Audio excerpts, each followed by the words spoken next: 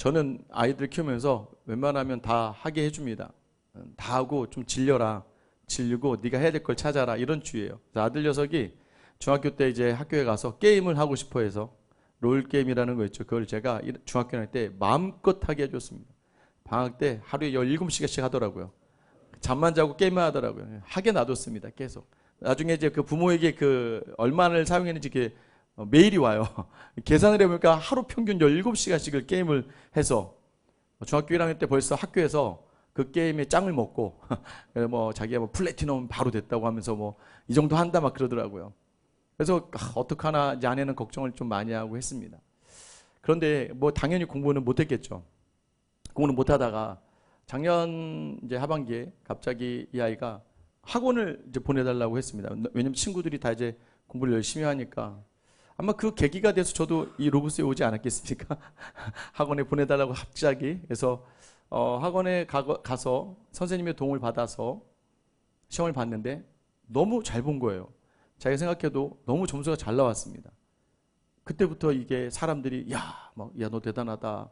대단하다 보니까 여러분 그 맛을 느끼니까 아마 공부를 잘 하셨던 분들은 표정을 보니까 뭐 각자 반응이 좀 다르시겠지만 공부를 잘 하신 분들은 그 맛을 아시는 분들이 있을 거예요. 야, 너 공부를 어떻게 잘하냐. 이 작은 맛의 변화가 이 큰 변화를 일으켰습니다. 시험 기간이 다가오는데 한 달 전인데도 불구하고 방을 열었다가 어느 날 갑자기 아내가 문을 열고 깜짝 놀라는 거예요. 왜? 했더니 공부하고 있어 얘가. 그래? 봐봤더니 이 컴퓨터를 다 분해해서 아예 구석에 처박아 놓고 공부를 하고 있는 거예요. 그럼 저한테 계속해서 자기가 꼭 이건 1등하고 말 거래요. 근데 저는 1등을 안 해도 된다고 얘기했습니다. 왜냐하면 그렇게 열심히 했으면 된 거죠. 맛을 봐야 됩니다. 신앙의 맛을 봐야 돼요. 여러분 우리가 그러지 않으면 매번 지는 싸움을 하는 거예요. 이기는 습관이 중요하다고 말씀하잖아요. 그런데 여러분 믿음도 마찬가지입니다. 매번 지고 넘어지면요. 매번 그 자리 가지만 한번 믿음으로 결단 딱 하고 한번 이기는 맛을 보잖아요. 그러면 그 맛의 기쁨을 놓치고 싶지가 않은 거예요. 여러분에게 이 은혜가 있게 되기를 축원합니다. 그럼 다니엘이 어떻게 보면 그런 내용이죠. 우리 지금 3월부터 6월까지 제가 배분을 좀 잘못해서 우리가 10장, 11장 또 8장을 좀 다루지 못했지만 좀 비슷한 내용이기 때문에 1장부터 6장까지 다니엘은요. 와, 다니엘과 세 친구 너무나 흥모하고 너무나 기대할 만한 놀라운 기적들 왕 앞에 당당하게 맞서고 뭐 풀무불 가운데에서도 뭐 담대하고 사자굴 앞에 두려워하지 않고 기도하는 다니엘, 그리고 그가 경험한 나라가 바뀌고 세대가 바뀌며 왕이 바뀌어도 절대 그 자리를 유지하는 다니엘, 놀라운 기적을 경험하죠. 여러분 그 기적의 역사 너무 대단하지 않습니까? 그런데 만약에 우리가 잘못하면 그렇게만 끝나면 여러분 누군가 상처를 받는단 말이에요. 나도 그 정도는 결단한 것 같은데, 나도 저만큼은 목숨을 걸고 믿는 것 같은데 왜 내게는 그런 일이 이루어지지 않을까라고 생각하며 무너지는 지체들도 있단 말이죠. 여러분 그래서 다니엘서는요, 이 기적에만 집중하면 안 되는 거예요. 다니엘서 다니엘의 이름의 뜻이 하나님이 심판하신다라는 뜻이잖아요. 결국은 이 뒤에 그래서 7장부터 12장까지 읽으면 읽을수록 어려워지는 묵시라는 내용을 집어넣습니다. 근데 사실 그렇게 어렵진, 지금에 와서 보면 그렇게 어렵지는 않은 내용들이에요.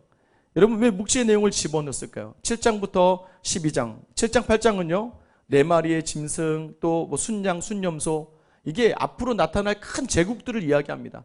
큰 제국들이 다 일어나는데 문제는 뭐예요? 다 사라지죠. 그리고 9장에서는 다니엘이 또 말씀을 딱 깨닫는데 환상 중에 하나님께서 이스라엘을 70년이 되는 해가 회복인데 이제 한 2, 3년밖에 남지 않은 거예요. 그 말씀의 깨달음을 가지고 다니엘이 사자굴 앞에서 무릎 꿇고 기도할 수 있었습니다. 왜요? 이제 일어날 일들을 확실하게 아니까. 그리고 10장, 11장에서는요 다니엘이 금식하는 가운데에서 이제 이 제국들이 계속해서 전쟁을 하고 1차적으로는 막 전쟁이 일어나고 나라가 바뀌는 일들이 일어납니다. 특별히 셀류쿠스 왕조라고 하는 왕조, 이 알렉산더 대왕 마게도니아에서부터 나누어진 셀류쿠스 왕조의 안티파네스라고 하는 안티오쿠스라고 하는 아주 악랄한 왕이 예루살렘을 처참하게 뭉개버리거든요. 근데 그도 멸망당한다. 1차적으로 그렇게 이야기하고 2차적으로 뭐예요? 아마 이 땅에 도래하는 모든 나라들은 흥왕할 것 같으나 사라진다. 여러분 미국이 뭐 몇백 년 동안 지금 최대 강국이 아니잖아요. 뭐 이 불과 뭐 100년 전, 200년 전만 해도 여러분 제일 강한 나라들은 세워졌다 없어집니다. 여러분 그 모든 자리에서 오늘 무엇을 이야기하고자 하냐면 다니엘, 하나님이 모든 세상의 주인이라는 거예요. 그럼 그 하나님이 주인이다? 여기까지 우리 와닿지 않죠. 그 주인하고 나하고는 상관없는 삶을 살아가는 것 같아요. 막 나라가 일어나고 늘어나고. 다니엘이 좀 불쌍해 보이지 않으세요? 나라가 바뀔 때마다 재상으로는 있지만 다니엘 뭐 나라 바뀔 때마다 좀 뻘쭘하고 그 자리에 있고 또 사라지는 것 같다가 또 그 자리에 있고. 그런데 정작 얘기하고 싶은 걸 오늘 12장에서 이야기하는 거예요. 오늘 12장에서는 종말과 부활에 대해서 이야기합니다. 여러분 이 기적의 사건들 그 뒤에 왜 이 묵시를 배치하느냐. 여러분 오늘 1절 말씀 기적이라는 것 앞에 꼭 필요한 게 있거든요. 1절 그때에 내 민족을 호위하는 큰 군주 미가엘이 일어날 것이요 또 환란이 있으리니 이는 개국 이래로 그때까지 없었던 환란일 것이며 그때에 내 백성 중 책에 기록된 모든 자가 구원을 받을 것이라. 여러분 그때에 항상 그때에 어떤 때냐면 인간의 때에는 항상 뭐가 동반되냐면 환란이 동반된다는 거예요. 다니엘 보세요 여러분. 처음에도 고난이 있잖아요. 왕이 준 음식 다 먹어라? 안 먹겠다. 그럼 자기가 견뎌야 될 자리가 있는 거예요. 절하지 않으면 풀무불이다? 고난이 있습니다. 환란이 있어요. 하나님께 믿음으로 서서 그 신상에 하나님의 다른 사람이 구하면 사자굴이다? 고난이 있어요. 여러분 큰 기적의 전에는 항상 고난이라는 게 있다는 거예요. 여러분의 삶의 모든 자리도 마찬가지입니다. 지금 고난당하고 있으세요? 여러분 그러면 기대하시기 바랍니다. 왜냐? 하나님의 일에는요 성경대로 늘 고난과 어려움을 그저 두지 않으시는 하나님이시다라는 걸 말씀해 주시는 거예요. 그리고 그 궁극적인 끝이 무엇이에요? 세상이 그 어떻게 생각해 보지 못할 아주 강력한 환란, 이전에도 없었던 환란이 있을 때 이제 이게 세상의 종말이겠죠. 그때 어떻다는 겁니까? 책에 기록된 자는 구원을 받는다. 여러분 이 내용의 1차적인 것은 바로 아까 말씀드렸던 셀류쿠스 왕조의 안티오쿠스라고 하는 악랄한 왕이요 결국 죽임을 당하는데 이 날을 회복합니다. 무슨 말이냐면 독립을 쟁취하는 그날을 수전절이라고 불러요. 이 마카비 가문이라고 하는 이 유대 가문이 이 셀류쿠스 왕조를 무찌르고, 물론 이제 제국이 약해졌죠. 무찌르고 다시 유다를 회복합니다.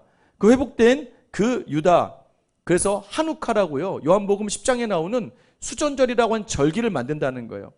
여러분 이 절기를 왜 자꾸 하나님은 이스라엘 백성들에게 신기하죠. 막 절기를 계속 얘기하시죠. 교회 가면 이제 좀 있으면 교회마다 맥주감사절, 추수감사절, 성탄절. 왜 그럴까요 여러분? 다 고난 다음에 고난을 이기게 하시고 감사해라 하면서 절기를 주시는 거예요. 우리의 인생이요 고난이 있죠 여러분. 근데 여러분 그 고난 끝이 아니라는 거예요. 고난 있을 때마다 여러분 기대하세요. 하나님이 나에게 어떤 절기를 주시려고 그러나, 어떤 감사의 제목을 주시려고 하나. 여러분 성경이 늘 그렇게 기록되어 오는 거예요. 신앙이 늘 그렇게 가는 거예요. 교회가 늘 그렇게 갑니다. 교회 설립 기념 감사주일. 고난 가운데 어려움을 딛고 교회가 설립이 돼서 기념하며 감사하는 거예요. 왜요? 기념하기 위해선 고난을 뚫고 어려움을 뚫고 왔잖아요. 여러분 성경은 바로 이렇게 진행됩니다. 여러분 모든 구원받는 일 전에 모두가 경험하는 환란이 있을 거라는 거예요. 근데 마지막 환란의 때에 여러분 티끌 가운데 자는 자가 일어나 영생 받는 자도 있지만 수치를 당하고 영원한 부끄러움에 당할 자도 있다고 이야기합니다. 그래서 오늘 다니엘과 같은 사람들을 3절에 이렇게 소개합니다. 지혜 있는 자는 궁창의 빛과 같이 빛날 것이요 많은 사람이 옳은 대로 돌아오게 한 자는 별과 같이 영원토록 빛나리라. 여러분 이게 뭐요? 지혜 있는 자 누구예요? 구원받은 자들이에요. 마지막 그 은혜의 자리에 서는 자들, 궁창의 빛과 같이 빛나게 된다고 이야기합니다. 그러면서 여러분 4절에 이렇게 얘기해요. 우리 4절 같이 한번 읽어볼까요? 시작. 다니엘아 마지막 때까지 이 말을 간수하고 이 글을 봉함하라. 많은 사람이 빨리 왕래하며 지식이 더하리라. 자 여러분 이 말을 간수하고 이 말을 봉함하래요. 이렇게 생각하면 여러분 갑자기 다니엘이 주신 이 말씀을 아무에게도 알리지 말라고 하는 건가? 봉함하라고 했으니까 아예 아무한테도 보여주지 말라고 하는 건가? 그게 아니라 이 말씀을 잘 간수하라는 거예요. 사탐이라고 하고 또 봉함하다는 분이 핫탐입니다. 사탐과 핫탐은 뭐예요? 잘 봉하는 건데 이것은 뭘 얘기하냐면 이것을 가지고 너희가 잘 유지하라는 거예요. 불순물이 들어가지 않도록. 하나님의 말씀에 다른 불순물이 들어가지 않도록 너희가 이 말씀을 붙들고 잘 관리해야 된다는 걸 이야기합니다. 여러분 5절부터 13절의 내용이 다니엘이 보는 환상이에요. 티그리스 강 주변에 갑자기 두 천사가 나타납니다. 그리고 두 천사는 증인의 역할을 하는 것 같이 보입니다. 다니엘이 보는 가운데서 두 천사가 질문과 답을 막 해요. 한 천사가 이 놀라운 일의 끝이 어디까지냐라고 물어요. 그러자 7절에 한 천사가 한때, 두때, 반때라고 이야기해요. 우리가 지난번에 했던 3.5년, 42달. 이게 항상 여러분 곱하기 2하면 뭐예요? 7이라는 숫자예요. 7이 나옵니다. 뭐냐면 7년이라고 하는 반절, 3.5년, 42달. 뭐냐면 완벽한 하나님의 나라가 오기 전에 반절밖에 안 되는 고난이지만 이거 아무것도 아니라는 거예요. 영광에 비하면 아무것도 아닌 그 고난의 시간들을 겪게 되지만 우리가 경험하는 건 사실 쉽지는 않겠죠.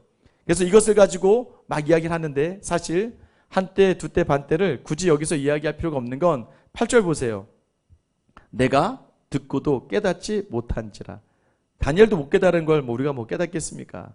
내가 이르되 내 주여 이 모든 일의 결국이 어떠하겠나이까? 다니엘이 물어요. 깨닫지 못하니까 그 마지막 때에 그러면 어떤 일이 일어나는 거예요? 라고 묻습니다. 여러분 궁금하시죠? 언제 하나님이 올까? 오시면 예수님이 언제 재림하실까? 언제 우리가 휴거가 일어나고 언제 우리의 삶이 달라질까? 여러분 이런 궁금증을 가진 여러분에게 오늘 말씀해 주십니다. 9절이죠. 그가 이르되 다니엘아 갈지어다. 그리고 또 말을 합니다. 이 말을 마지막 때까지 간수하고 봉함할 것임이니라. 이 얘기는 뭐예요? 너 그냥 가서 이 말씀을 네 마음에 다 담아두고 불순물이 들어오지 않게끔 잘 관리해라. 여러분 이걸 잘 지켜내라는 거예요. 은총받은 자라고 했던 그 온전히 평가받았던 사람에게 너에게는 뭐예요? 사실은 이게 얘기하는 거예요. 마지막까지라는 건 너가 감당할 수 있을 만큼. 이 얘기는 뭐냐면 너에게 마지막 때가 언제인지는 중요하지 않아.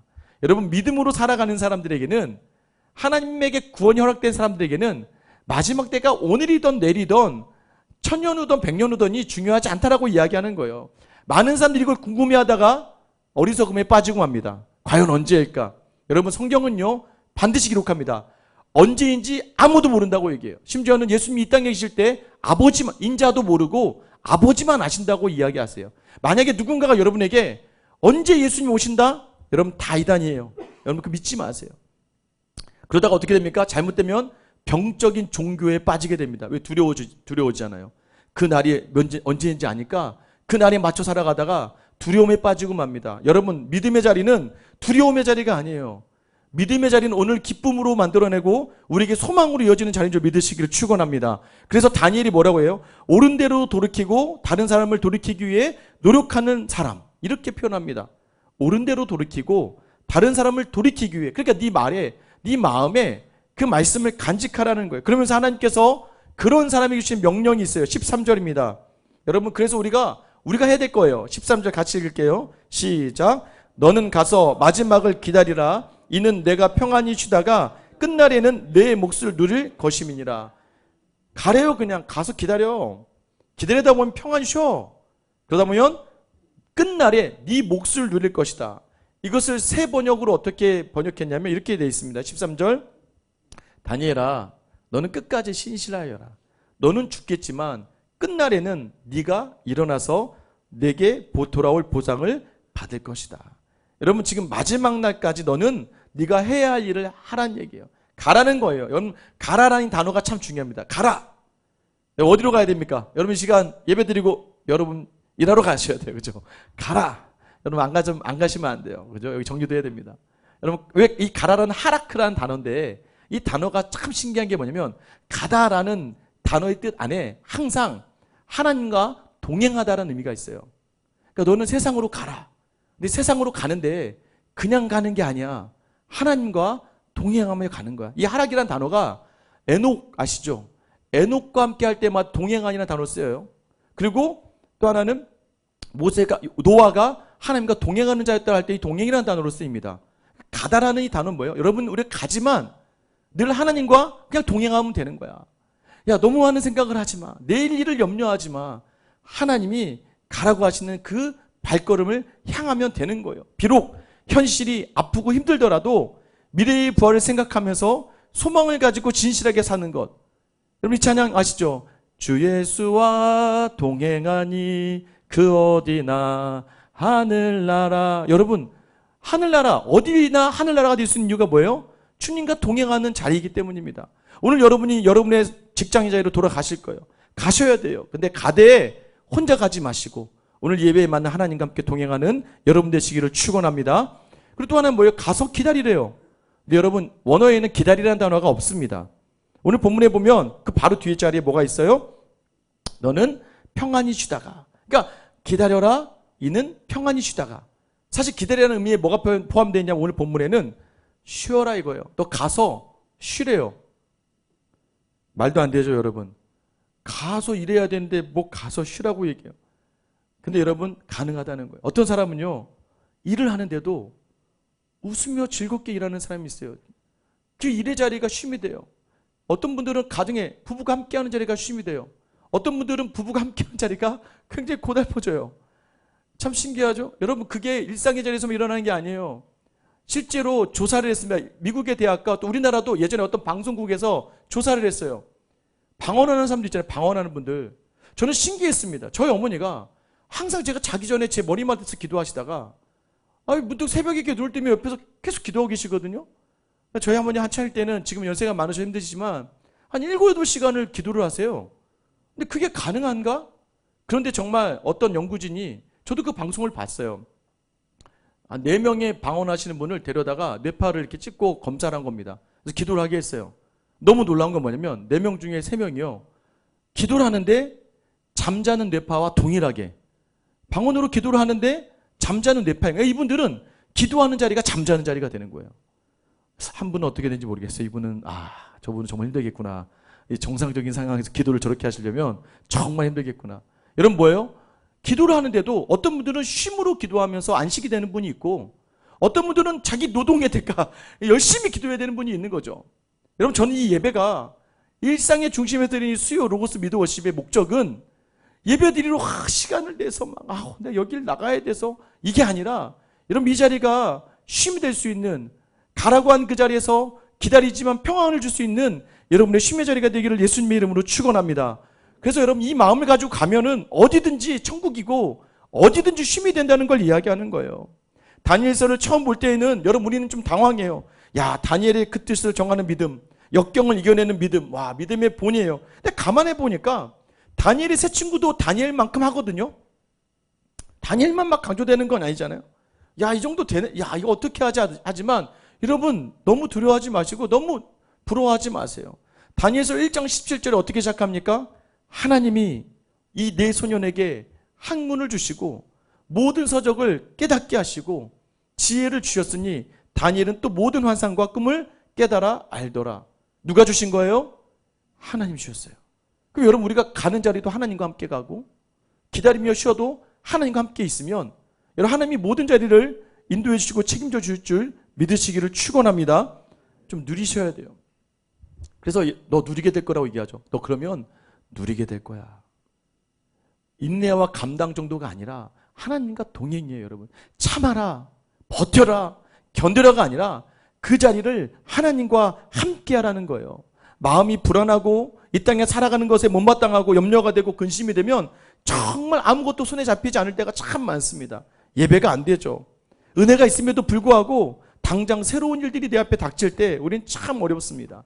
그래서 저는 목사로서 계속 말하죠. 장로님, 권사님, 집사님 잘 될 거예요. 조금만 참으세요. 정말 많이 이야기합니다. 사실 저도 정말 힘들어요. 언제까지 기다리셔야 되나 저분은? 언제까지 이렇게 버티셔야 되나? 여러분 그게 정말 어려워요. 사실 쉬운 건 있죠. 2년만 기다리면 됩니다. 너무 쉽죠 여러분? 기다리겠죠? 6개월이면 됩니다. 너무 쉽겠죠? 그럼 여러분 언제까지라고 하시면 참 좋겠는데 정확히 말은 안 하고 그냥 이야기해 주세요. 말씀도. 기다려라. 오늘도 그러잖아요. 가서 마지막 때는 네가 알 필요가 없어. 가서 기다려라. 그럼 내가 평안을 줄 것이다. 여러분 그래서 초대교회 이걸 오해해가지고는 여기저기서 문제가 생겼잖아요. 여러분 하나님은 오늘 우리에게 지금 그 자리에서 지금 그곳에서 기다리래요. 왜요? 끝날을 알았으니까. 너 이제 끝날이 어떻게 끝나는지 알았지? 내가 끝내는 거야. 근데 그때 너는 두려워할 필요가 하나도 없어. 요한계시록을 읽다 보면 이 다니엘서 12장의 내용들이 그대로 풀어지는 거예요. 여러분 두려울 필요가 하나도 없습니다. 왜냐하면 믿음이 없는 자들에게는 지옥이라고 하는 처참한 고통이라고 하는 두려움이 있어야 되는 게 맞아요. 근데 우리에게는 끝날은 새로운 회복이라는 것을 여러분 놓치지 않게 되기를 축원합니다. 여러분 끝은 우리에게 영광이에요. 여러분 믿으십니까? 끝은 영화예요. 성화의 과정을 가면 어떤 분은 성화가 이렇게 잘 된 것 같고 어떤 분은 성화가 안 된 것 같아. 나는 저 사람은 정말 예수를 닮은 사람 같고 나는 예수를 안 닮아가는 것 같아. 그래도 하나님이 뭘 약속해 주셨냐면 그래도 영화롭게 되는 거야. 이게 은혜 아닙니까? 그러니까 너희는 끝날을 너무 두려워하고 염려하지 마. 이 모든 끝날에 너는 반드시 얻게 될 거야. 여러분 목회 자리에서 많은 일들이 있죠. 그런데 저는 가장 많이 기억되는 말이 뭔지 아세요? 바로 이 또한 지나가리라 이 말이에요. 저는 힘들고 어려울 때마다 항상 이 말을 기억합니다. 이 또한 지나간다. 이 얘기가 바로 오늘의 말씀과 연결되는 것 같아요. 야 그런 거 신경 쓰지 마. 그냥 가서 기다려봐. 그 대신 나와 함께 쉼을 가지고 기다려봐. 그러면 반드시 네가 누리게 될 거야. 안티오쿠스처럼 바벨론처럼 로마처럼 너희를 어렵게 힘들게 하는 세력이 너희를 둘러싼다면 어떨 것 같니? 그런데 그들의 답은 모두가 동의할 거다. 그러면 또 절기가 하나 생기는 거야? 그럼 또 하나 감사의 이유가 생기는 거야? 우리에게 기뻐할 날이 있다는 걸 얘기해 주는 거예요, 여러분. 여러분 높은 빌딩 여기 높죠? 창문을 닦는 분들한테 무섭지 않냐고 물어보세요. 그분들은요 동일하게 이렇게 얘기합니다. 위를 보고 하면 하나도 안 무섭대요. 그런데 땅을 바라보면 무섭대요. 어쩌면 우리 믿음의 자리인 것 같아요. 산 올라갈 때도 마찬가지 아니에요, 여러분? 산 올라갈 때요 고지가 보입니다. 한도 끝도 없어요. 근데 저 또 너무 멀리를 바라보면 안 돼요. 오늘의 한 발짝 한 발짝 그 앞을 바라보고 올라가면 어느새 그 고지에 올라와 있는 것 같아요. 모두가 다 힘들고 어렵다고 합니다.